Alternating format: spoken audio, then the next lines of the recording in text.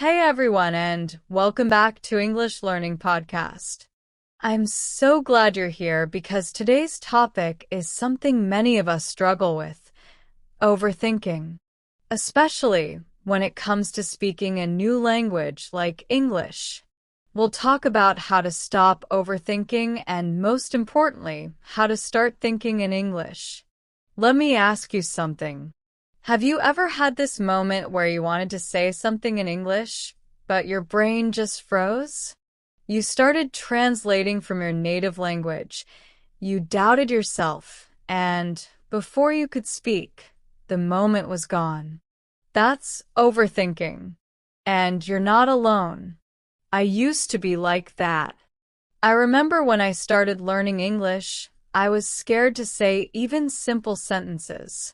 I'd think too much about grammar, about pronunciation, about what people might think if I made a mistake. I would write sentences in my head before I even spoke them. And by the time I was ready, the conversation had already moved on. But here's the truth. If you want to speak English fluently, confidently, and naturally, you have to stop overthinking. You have to let go of that fear. And I'm here to share how I did that and how you can do it too. First, let's break this down. Why do we overthink in the first place when speaking English? Usually, it's because we want to be perfect. We want to sound smart, fluent, and mistake-free. But here's a little secret. Nobody speaks perfectly. Not even native speakers. And fluency is not about being perfect. It's about being comfortable. It's about being able to express your thoughts clearly, even if you make small mistakes. So how do you stop overthinking and start thinking in English? Here's what worked for me. 1. Stop translating in your head. This is the biggest trap. When you translate everything from your native language, it slows you down. You start analyzing grammar, structure, and vocabulary. But when you start thinking in English, even in simple words and phrases, it becomes natural. Try this. Describe things around you in English. Right now, look around. What do you see? A chair? A window? A notebook? Say them out loud. Make short sentences like, "This is my notebook. It's blue. I write in it every day." These little habits help your brain switch to English mode. 2. Practice with inner monologues. Talk to yourself in English, in your mind or out loud. Say what you're doing. I'm brushing my teeth. Now I'm making tea. Let me check my phone. These simple phrases, repeated daily, build fluency without pressure. 3. Don't aim for perfect grammar. Aim for flow. If you're always worrying about using the correct tense or article, you will freeze. Focus on getting your message across. You can correct grammar later, but first, get used to speaking. 4. Use shadowing technique. Listen to native speakers in podcasts, shows, or YouTube videos and repeat after them.